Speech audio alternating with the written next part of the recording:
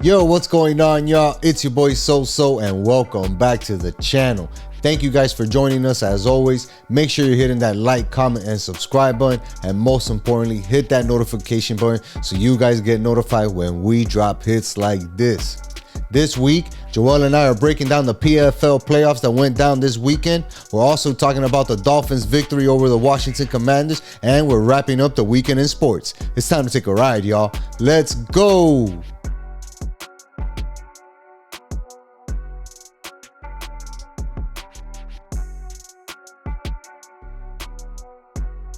Yo, what's going on, Drip? Dripped out, dog. Hey, I'm riding the wave, dog. We're going to go undefeated, even preseason, baby. All it takes is one game for you. One game, and we're on the road. You know what road that is, buddy? The road to the Super Bowl, That's baby. the road that I'm on right now with the Dolphins, Papa. This guy's in full gear, full drip. Hey, dog, I'm hype after Saturday, bro. Yeah, that preseason game was litty. I get it. Saturday was a jam-packed day for us, man. We did a lot. Yeah, Feel like we did a lot this weekend, bro. It's good to see you, as always. Likewise. I could definitely see you. There's no doubt about that. Yeah, you don't miss me. Yeah, nobody can. Oh, shit. But you know what? Our weekend started with the PFL, right? All right. I like it. Let's slow things down. We'll get to the drip, all of that the reason for the drip later. A little bit. I hope you can hear all this in the mics. Yeah, for sure they hear that. You know, the PFL, shout out to them, man, for having us there. Great time. Tani and her team. You know, it was a great event. That was our first big MMA event that you and I have been to. We got a chance to cover it. Yeah. The media section was really nice. They had that area for us outside too, where you were able to get some great footage that we're gonna put together on YouTube before we drop everything. But the interviews were really great. The fights were even better. And a lot of these guys were really opened up, bro. And I felt like we saw some really awesome fights, man. I don't know about you. No, what did you think about it? Top to bottom, it was an awesome experience for us, bro. We, you know, like you said, first time doing it with them, with the PFL. We've had experience doing this now with the BKFC several times.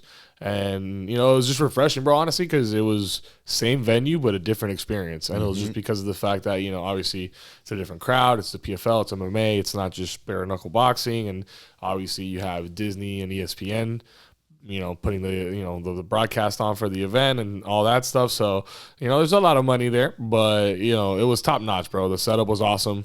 They gave us a lot of freedom, you know, to, you know, kind of do whatever we wanted. We got a lot of great footage. Yeah. You know, you got a lot of great interview questions in, you know, for the post-fight conferences, which we're going to be posting, you know, pretty soon. But top to bottom, great experience, man. I had a great time. Some awesome fights, bro. Like awesome really fights. Great fights to see in person. Yeah, man, and these guys were really going at it, right? Which, you know, you and I were kind of making that distinction early on. Like, man, some of these blows that these guys were landing would have ended the fight in BKFC or allowed these guys to recover, you know, in some instances where they wouldn't be able to recover. But the skill level that was on display that night was through the roof, dog. And we got to talk about Biagio Ali Walsh, man. That kid was really impressive out there. 55-second knockout with the overhand right. You caught it live. You know, that was just an impressive fight by that kid. Yeah, he dropped him. He straight dropped him, bro. Ali, bro. I mean, it's in the name. You know what I mean? He's got it. It's just that he, unlike in boxing, you're able to hit him a couple more times once they're on the ground. And he got a couple off before the referees pushed him apart and stopped it. Yeah, but he's quick like that. But you got to, though. You got to fight to the end. You got to fight till, you know, you hear the bell. Yeah, but he showed that, you know, that excuse me, he has that killer instinct about him. Yeah. Right? He looked quick, bro. He was sharp. Quick, throwing a lot of punches, technical. looking for the KO once he knew he had him hurt, which was very impressive by him. Godzi with another badass knockout. He knocked out Dufert. That guy's a beast. Yeah, that was an amazing performance by that guy because everybody had him pegged as a wrestler, and he went out there and put on an exciting boxing performance, dog, and then he ended up getting the knockout.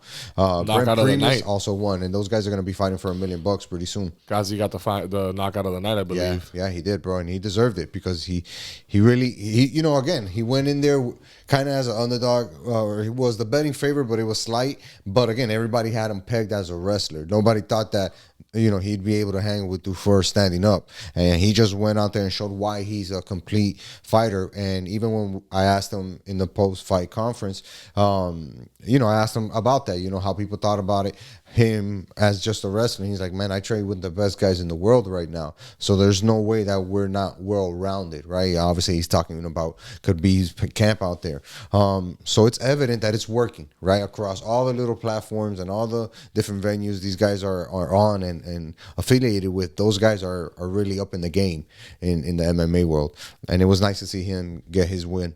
And he has a tough matchup. Brent's no pushover. He got the UD win in order to make the finals, and they're, like I said, they're going to be fighting for $1 million. The two other fights which were really impressive was Impa, right? He was fighting Josh Silveira for the second time, and Impa got the win for the second time, and this time he dominated him, right? He showed a lot of resiliency. He got knocked down in the first round, got back up, dominated the rest of that round, really took control of the fight, and then from there on out, he just did everything he could to beat Josh, whether it was standing up, taking him, defending the takedowns, all that good stuff, really dominated him. Yeah, and he looked a lot more sound too. Josh looked a little erratic out there, which Impa kind of spoke to in the press conference. Honestly, probably my interview of the night, like that I got to listen in on was that one in the post fight conference. Really well spoken guy. You can really see where his head's at, and what he's trying to accomplish. And it translates out there. You know what I mean? He puts in the work, and he just goes out there and outworks the other guy. So shout out to him, man. Yeah. Hell of a fight. Hell of a fight. And the guy he's fighting put on a hell of a fight as well. That's Dovlet's son. Again, this was a guy who was the underdog in this fight. Not a lot of people had him beating Rob Wilkinson. But in that light heavyweight division, he was 2-0 this year, and nobody was really giving this guy a shot. One of those were by submission, the other one was by knockout. So he had a legit claim to being in the semifinals, and now he really stamped his PFL season with this knockout, with this win, unanimous decision over Rob. Again, putting himself in an opportunity where he's going to be fighting for $1 million. And I think that's a cool thing that the PFL does. That's huge, dog. I mean, that's the biggest draw, like just the whole buildup and the hype, bro. Like now, like who, even when we had just one, like in the semis, one side of the semis, decided, it was like, all right, who's the guy? Like before you go into that fight, like shit, this is for the other spot to have a chance to win $1 million. You know what I mean? Like it's not, that's nerve wracking, bro. It's like even more pressure and nerves going into that fight, I would argue, knowing that information if you find that out or something like that. But yeah, now these guys know, like that's it. This is the last hurdle you got to overcome. Yeah, and $1 million is yours, which in today's economy is more like $100,000. But whatever, dog. This shit's fire. It's just fire, anyways, right? To come up with that bread. Yeah, and again, I think it's a nice reward. Some people don't like it, but it is a reward for being undefeated in a season, right? That goes a long way. If you're fighting 3 years in a season and you're fighting the best of the best, right? And you go out there and you finish 2 of them, or you get impressive knockouts, but you make it to the final and you beat that guy in the final, and you end up going undefeated for an entire year. That deserves something. Right? That deserves something. Again, they're fighting the best of the best. It makes them stand out, right, in this competition of MMA venues and different affiliations. And I think it's something good that they have. Now, granted, the backing of ESPN shows you that they're onto something, right? It needs a little bit of tweaking. We heard one of the fighters actually complaining a lot that night. This was one of the last cards on the prelims. We got to the press conference room late, and we heard Sabatello talking about how the judge's decision wasn't going well, right? They really had a lot of issues with the point systems. They couldn't figure out who won what round, and it ended up being a tie, right, and a draw. And both of these guys are really pissed with how the decision came about, because they felt that either one of them could have won that fight. Yeah, right? And I was pissed because the other guy was a Cuban guy. Correct. And he had a lot of hype in the crowd, right? Yeah, even Espinosa, right, in the crowd before that. But it was a draw. I kind of agree with that. Like, there wasn't anything that made me lean either way. And when you can't decide who won the fight, it's like, what do you do? For sure. But here's the thing that I agree with him in, right? The thing that I agree with him is in this. If it's a scoring system, right? Meaning you threw the most punches, you got X amount of points. You took the most takedowns, you got X amount of points. You got a knockdown, X amount of points. If that's the scoring system, then they should show that live, right? That way your fighter knows I'm down 13-8. I don't think that matters because I think Well, it's a then more. why had the scores? Well, I mean, because that's part of the argument that Joe Rogan has always made about UFC. You know how because they took their point system from boxing and that's kind of flawed or whatever. But at the end of the day, it's a fight. You know what I mean? So I think what comes down to it is who won the fight. That's just kind of the bottom line. Yeah, you could have thrown the most punches. We see it all the time. Look what happened with Usman and Leon Edwards. Usman won the fight until He got knocked Leon knocked him out. Then Leon won the fight. You know what I mean? So that's part, that's part of it. You wouldn't be able to put that up there. I mean, you could if you wanted to, but for what? It doesn't matter. Then you're going to get knocked out and none of those points even matter. That's all irrelevant. It's a fight. Go out there and you win the fight, So I think that they could have done a better job, either one of them. I think they could have been more aggressive, either one of them. They played it a little too safe. It was kind of a boring fight. One of the more boring fights of the night, in my opinion, and the results showed that. So that guy just sounds like a salty, I wouldn't even say loser. I mean, he drew, he didn't lose. But yeah, not winner. Yeah. I mean, I get it, right? But like I said, it's an affiliation that's growing, right? These guys are finding out how their system works, tinkering it, what works, what doesn't work, what makes sense, what doesn't make sense. And I think that the PFL will be better overall in the next 5 to 10 years. Dog. Right? A lot quicker than what it is right now. They won't be at the Hard Rock next time we see them. I'll tell you that. No, not I mean, for they a while. might. They didn't quite sell it out because I saw the top row was still. I don't even know if they do that for fights and stuff like that, but I'm sure if they drew a big enough crowd, they would. Yeah. Let's see. I think that they have another playoffs going on this Friday. They announced the Ngannou fight versus Silveira for the PFL heavyweight title. Let's see how that goes, right, and where it's gonna be and where they announced that. Obviously, they're doing a little tour right now. The president of the company got asked a couple of times, where's the fight gonna be, and he was very tight-lipped because his boss was right next to him. So we'll be looking out for that, right, and see how that fight goes. And see how we can be involved. Hopefully. We'll definitely join the webcam Zoom link for sure. If it's on the other side of the world, we're definitely not flying out there. Maybe. Stay tuned. All right. Since you're wearing the jacket, let's get to it, right? Let's get to it since you're wearing the jacket. The Miami Dolphins won another preseason football game, 13-6. They beat the Commanders Saturday night. Tua had looked great, 5 for 5 on the drive. Touchdown to Craig Kraft right in the breadbasket, right over the shoulder. And he looked good. He looked like regular ass Tua. The guy that we saw last year balled out and be the guy that we need him to be, right? The only difference now is that there's a huge price tag floating right above his helmet that people are looking at every time. And I think that more than everybody's seeing him play out there, right? I think the most important thing was him getting into a rhythm with other guys, right? Seeing what other guys look like running those routes that are not named Waddle and Tyreek Hill. I say that because those two guys are different animals, right? When they run a route, it's not going to look the same when Craig Kraft runs that route. Of course. It's not going to look the same when Odell Beckham runs that route. Dirty bastard runs it, correct. Right? It's not going to be the same.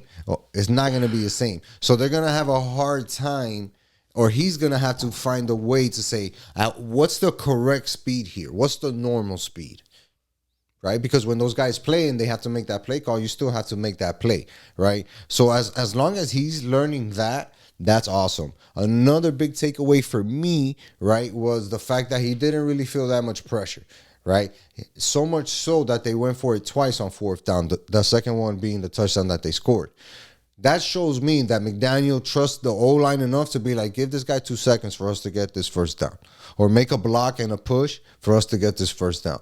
And I think that that's a major confidence boost, right, for the offense. And it's a good sign in the offensive line, especially, to be like, all right, know your assignment, know where you got to be on this fourth down. That's critical, right, because we're going to do this during the season as well. Let's make sure we get this right. And they did it twice. Got to like that.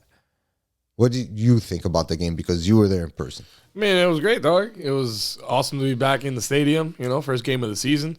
But going back to what you were just saying right now, as far as like, McDaniels and Tua and all that, you saw the comments that just came out today about Tua, and what he was very outspoken with Josh Flores, our old our ex head coach, and the relationship that they had or, didn't have.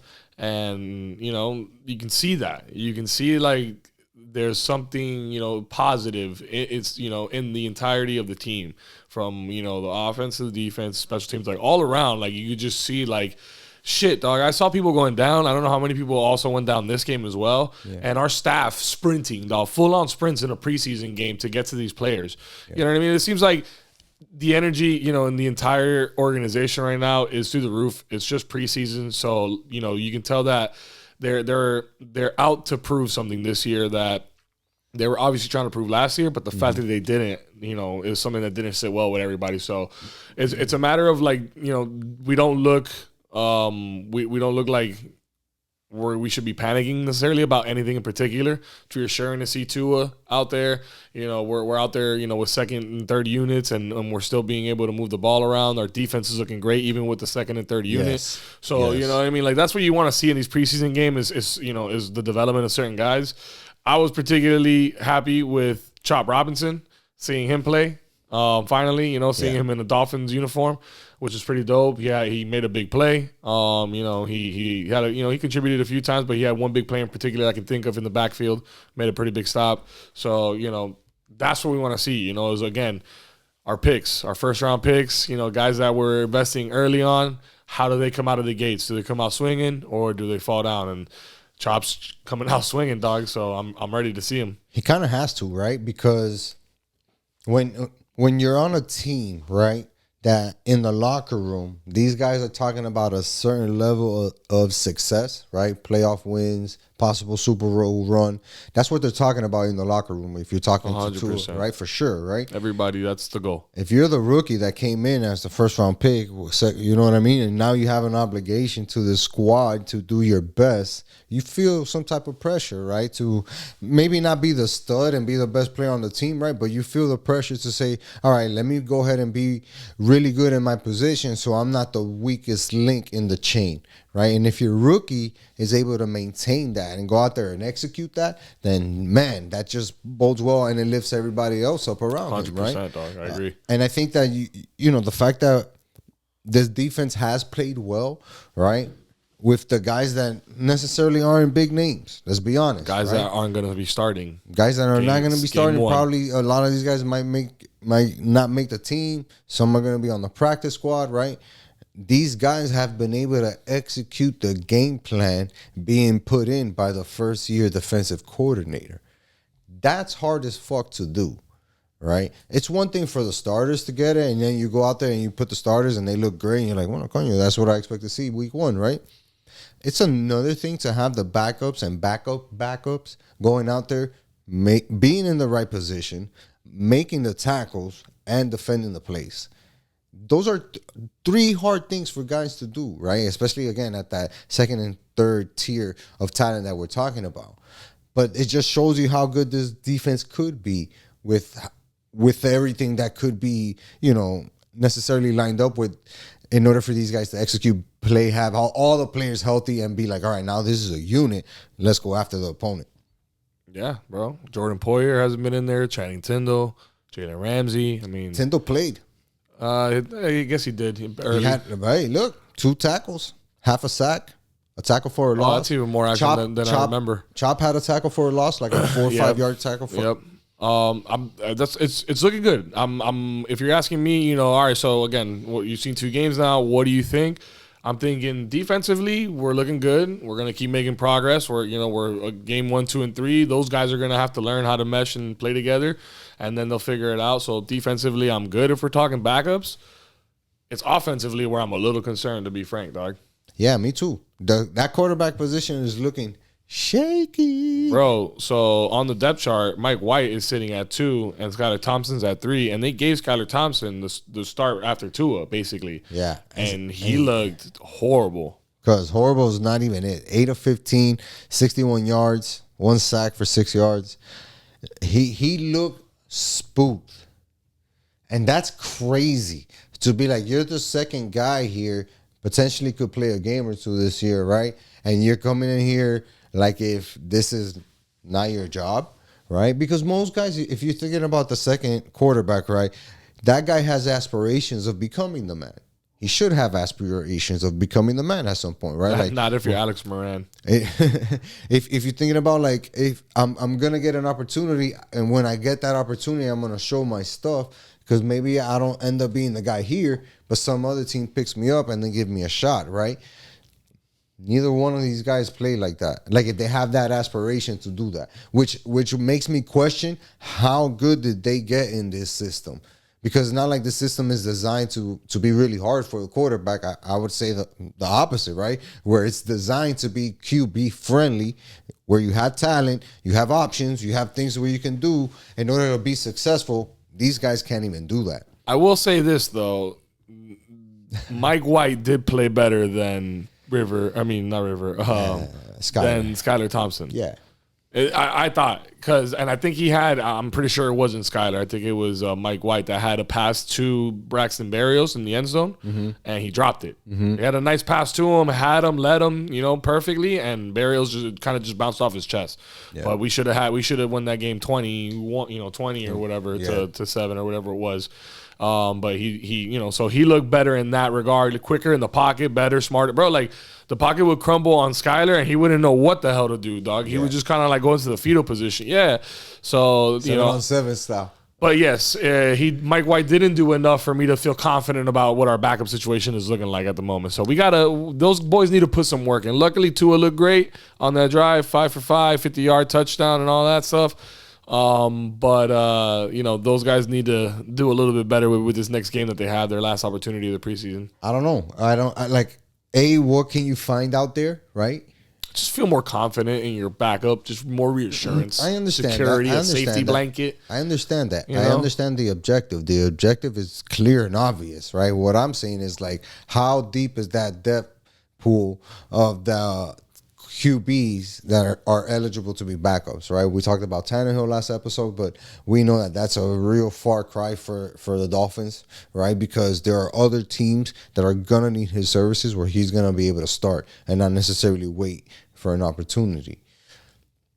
I don't know. Where are they going to find a backup quarterback, right? That can come in and fucking pull off a Flacco if we needed to. I don't know.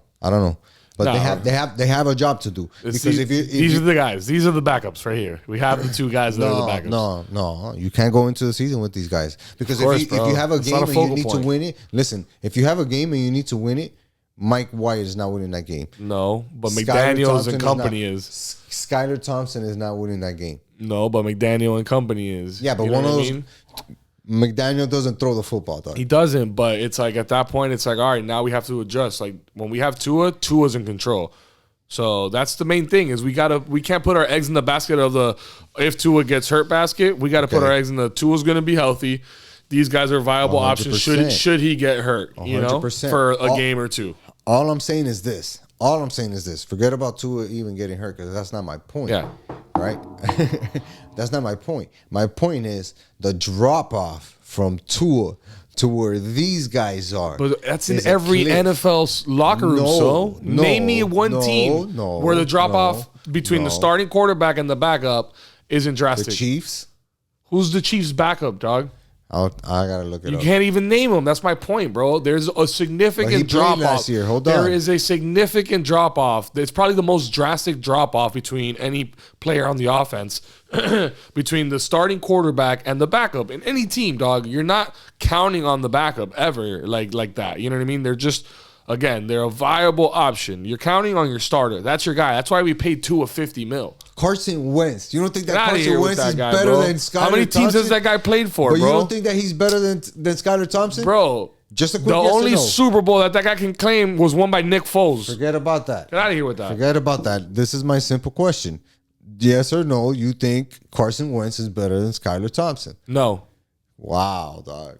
No. All right, dog. You're just being defender of all things, and you don't want. But why are we gonna go out and get a guy like Carson Wentz when we've had Skylar Thompson that we drafted, a guy that we've been developing, that we're still trying to develop. Trash, Joel.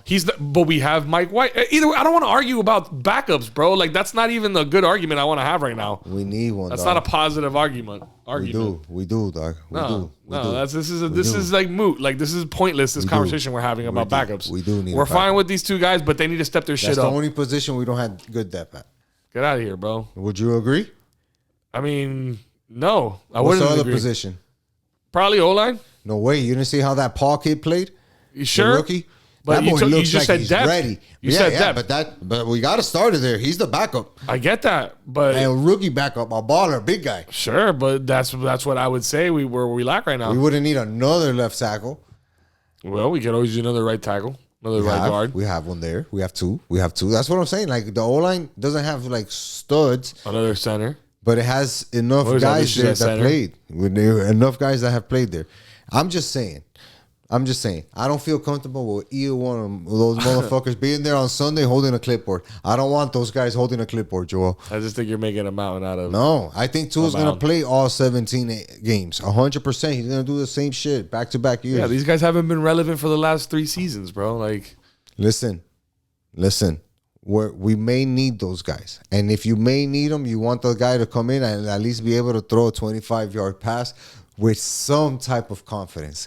These guys do not even have some type of confidence. Mike White could. I think I feel more confident in Mike White than Skyler at this point. So you're probably more confident in him than he is in himself. No shot, bro. 100%. But let's see what happens, how they wrap up the end of the preseason.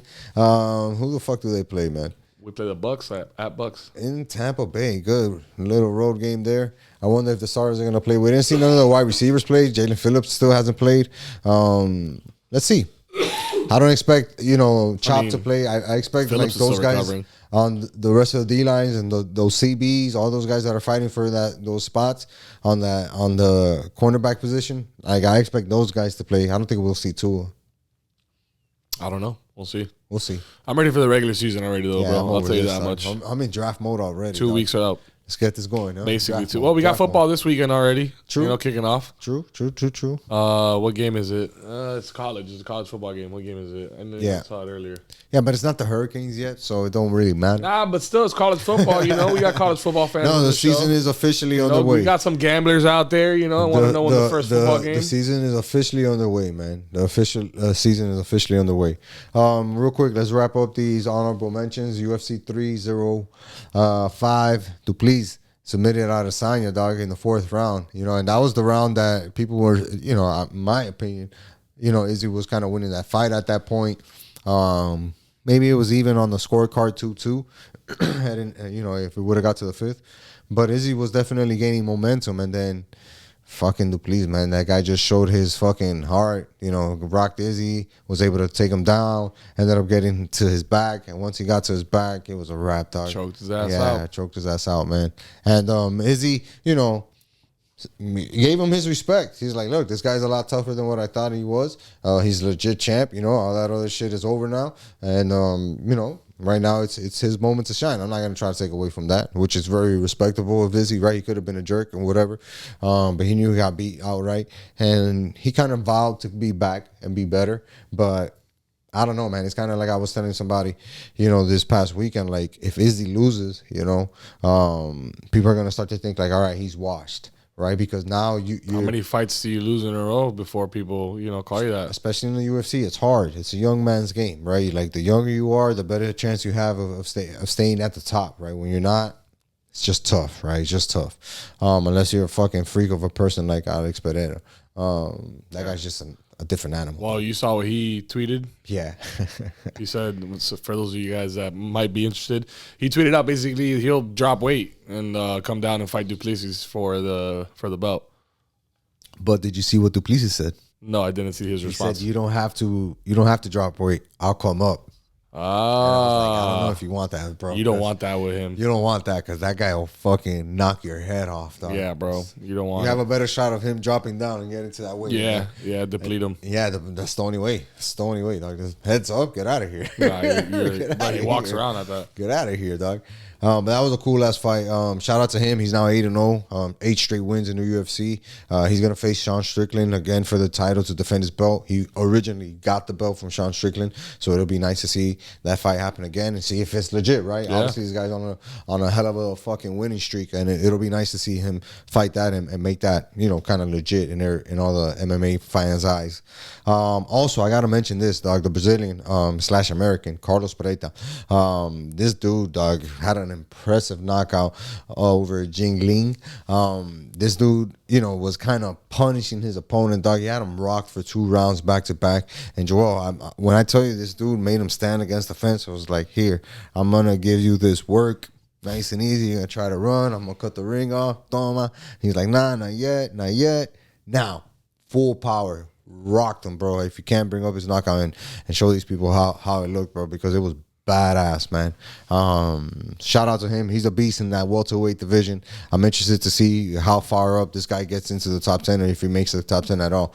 But I think he's built some impressive performances together, man. It's going to be dope to see his career. Also, I mentioned Canes football's coming up, bro. Yeah, big game, you know. Made the top 25, preseason top 25, coming in at 19. Got a lot of love in the media. A lot of people are predicting that the Hurricanes are going to have a 10-win season, which is not surprising because of the amount of talent, but it is kind of surprising because they haven't done it yet, right? There hasn't been a season where they put everything together and you made a good run and you were like, you know what? Maybe you came up short, but at least you put in a hell of a good run. We haven't seen that. That's wild. Right? That's wild. So if the media is seeing it, like so many of them are, dog, and people are making bets on these guys, you know, getting 9.5 wins over that and all this stuff, it's like, all right, maybe they do know something more than just the regular hype that is the Hurricanes hype down here in South Florida, right? But I think it's just a big year for Cristobal. It's a big year for Cristobal, and I think that, you know, with all this media attention, all these expectations, you know, even he can speak about having the higher expectations placed on himself than anybody else. I understand that, but, you know, one thing is within pressure, right? Pressure within yourself and all that stuff, and versus the outside reality where you got to deal with whatever's, you know, at hand. And he has to have a winning season. You know, and he has a real good chance of doing that. It starts at the Swamp. They're 2.5 favorites. I think there's a huge prove-it game for Cristobal, right? To go out there and say, I can go on the road and get a big win. The rest of the bigger games this year are at home, dog. We're playing FSU at home. We're playing Georgia Tech at home. Like, I know the Gators aren't, you know, all that this year, you know, according to where they're projected, how many wins they're projected, and their rank and all that. Mm-hmm. But that's a tough environment to go play in, dog. And I don't, honestly, bro, I don't feel confident. Like, if the Canes go into Ben Hill Griffin Stadium and win that game, then I'll be back on, all right, the Canes are back. The projections are, you know, somewhat accurate. You know what I mean? Like, you can't get too crazy either, because then it goes back to, like, well, you know, Florida's not, you know, they're not ranked and all this stuff. They're not a great team. Right. But just because of the environment and everything, it's like, that's a game, like, you have a team that can go in there and win, do it. And if they do that, then it's like, all right, there's something here now. But if they go in there and lose and start the season that way, then what? Exactly, and I don't think that they can't afford to open that door, right? They're in a position when they have to go out saying, all right, let's go out there, let's beat these guys handily and show the world we're coming back, right? We're on our way back. Maybe we're not a top 10, top 5 program, but we're working our way to being a top 15 program and being really stable. That's doable when you have a 9-10 win season. That's how you show that, right? Those other schools are the ones that are going in the one loss category, you know, undefeated season category. Those are those teams. We have to get to that third tier. Everything is lining up for these guys, but this is a big game. 3:30 ABC on the road at the Swamp. That shit is gonna be jam packed for sure. Like I said, the Canes are favorites by 2.5 points, so. They have to go out there, and they have the things to do it, right? They have a really good quarterback right now, right? Cam Ward, obviously a lot of hype, has shown a lot. I think he can do it at this level. Dennis Martinez, you know, really killing it, getting a lot of hype about being the ACC Player of the Year, right? Because of how he's going to be able to run behind this offensive line, which is the biggest athletic offensive line the Hurricanes have had in over 8 years. Self-proclaimed, right? It's not like I'm making this up. Yeah, I think everybody's over 6'4", 6'5". Yeah, bro. It's like a monster lineup. It's like almost a pro NFL lineup, right? So imagine what this kid Dennis is going to be able to do. Damian. Damien, excuse me. Yeah, let's see. Let's see what he does, man. I'm hoping that these guys put it together and we get to see something awesome. Besides the show, my fandom of the Hurricanes, right, really wants to see a good season from these guys. So let's see. And then I found out what the first game is this season. It's actually Hurricane rival Florida State against Georgia Tech this Saturday, August 24th. It's a noon game. So college football is back this Saturday, boys and girls. And that's a big game in the ACC right there. FSU, Georgia Tech, that's a big game. You get real good momentum. It'd be very good for the Hurricanes if Florida State lost that game. Yeah. Sometimes good, sometimes maybe shit. That's what it is, man. We got nothing but good stuff coming our way, man, to be honest. We got the 5-on-5 championship video coming to you guys soon. Make sure you guys have your notifications on for that one. Check out the Vic Garcia interview. Shout out to Vic Garcia. That one was dope. A lot of fun. Interview, great studio. Great guy. I mean, that was a lot of fun, man. Time, Vic. Yeah, man. And all the PFL interviews, they're going to be on the YouTube channel soon. Make sure you guys are tuned into that as well. Show some love to those fighters. You know what you got to do. You got to tell a friend. To tell a friend. To tell another friend. To tell everybody they know. To tell everybody they know. To check in with this podcast right here. Make sure they're hitting that like, comment, and subscribe button. And most importantly, hitting that notification button so they get notified when we drop hits like this. Until next time, y'all. Peace.